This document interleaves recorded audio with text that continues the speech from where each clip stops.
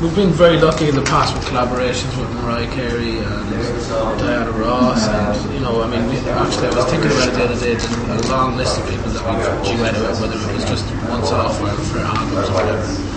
And this album, it's something that we like to do because it brings another voice into the equation, and it's nice sometimes to have just that slightly different voice on occasion.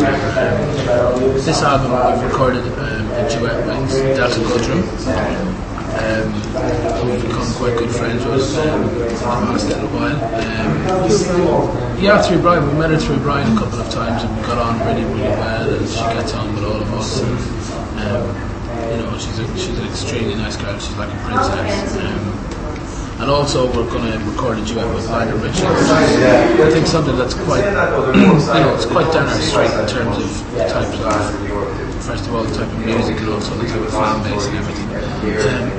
So that's, we still have to do the vocals and stuff like that one actually, but hopefully God willing we'll be having that done in the next kind of couple of weeks as well, So for this album it'll be Lionel Richie and Delta Goodrum, it's great, we love doing it.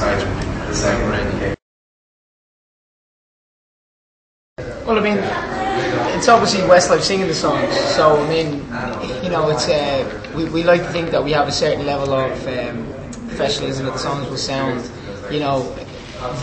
say to a very high standard of vocals. And then obviously the producers that produce the songs are they're top notch, world class, so they're going to produce them to the best of their ability. So if you put those two together, you're going to get a better sound than a karaoke sound song from a bar with somebody with a couple of Heinekens on them. But in saying that, I think when Mark was mentioning karaoke, it would have been very easy to slip into the kind of routine of recording songs that are constantly sung by karaoke. People who sing karaoke. There's certain favourites that we steered away from that are obviously classic karaoke songs, and that was kind of more, I think, what we were talking about rather than the style of vocals. Because as soon as Westlife sing the songs, I think and they're produced rightly or correctly, should say. I think that kind of differentiates us from everybody else. I would pick the Rolling Stones because they've got the most money. I reckon the Stones or Marilyn Manson, because I've never seen either of them in concert live, and both of them look like they'd be amazing gigs to go to. I've seen the Backstreet Boys a lot, so they're very good in concert, but I've seen them, so I'd like to go to one I haven't seen them. It's always interesting in Asia because the fans, we never get here enough.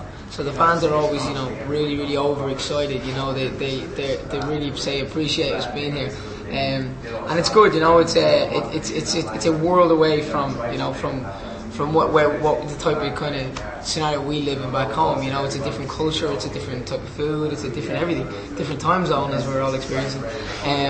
But no, it's fantastic. You get up on the stage. Unfortunately, we never can tour here full production wise because it's just be a colossal amount of money to ship all our equipment over. The way whatever we do, sometimes we fly out of the roof and come out of the ground, all that type of stuff. Which you might have seen on you'll see it on our DVDs. But when we come to Asia, it's a little bit more stripped down, which is a good thing as well because it's more of a challenge for us. There's less going on stage. It's all about the four of us. Which is really good. We've only got 2 shows under our belt so far. We've done Manila in the Philippines, and we've done South Korea, and now obviously Singapore tonight. So yeah, it's a good crowd. We have toured here before, but we're really, really looking forward to it. No, I think it's the buzz of surviving for us, as a pop band. There's so many bands that have come and gone. You mentioned the Backstreet Boys. I know they've come back, but they had a 5-year break. Bands that were together when we started. I'm not sure if you know them, but like bands like Five, Boyzone. There were so many of them. Steps, the Spice Girls, and they all came and went. And we always had this. We had a dream that we wanted to be able to be the one that would be different. The one that would change the whole 5-year plan. That if bands lasted 5 years like Boyzone lasted or Take That lasted, that seemed to be the cut-off point. They didn't last any longer than that. And we always knew, we had the talent to do it, and we always knew we had the want to do it. And it just we had to make sure that we as a band, as individuals, didn't fall out with each other, didn't become, enemies as opposed to friends. And of course, Jesus, we're 8 years together. Of course, there's been a million arguments, but none of us have ever struck each other. None of us have ever actually thrown a punch that has landed, shall we say? And I think that's important. You've got to be like that, and you've got to be honest with each other. And anything like over the years, there's a lot of things that go on. Record company bosses, managers, everybody says something different in somebody else's ear. And especially record companies, somebody might want one of the guys to go solo, and that can build up. If that's being constantly said, then that can be. That could be like a screw tourney that can eventually just cause the band to come apart. I mean, we've let tour managers go in the past because they've got because they've got too friendly with one of the guys in terms of working harder for him than the rest of us, and that's it's a funny business to be in.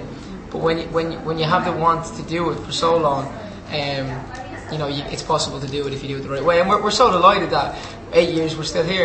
We're still touring Asia, we're still coming back, and album sales they're not up on 8 or 10 million like they were, but they're still outselling any other pop act in the world, which is huge for us. Having lost Brian as well, which is obviously a major blow at the time, but we managed to recover from it, and we managed to.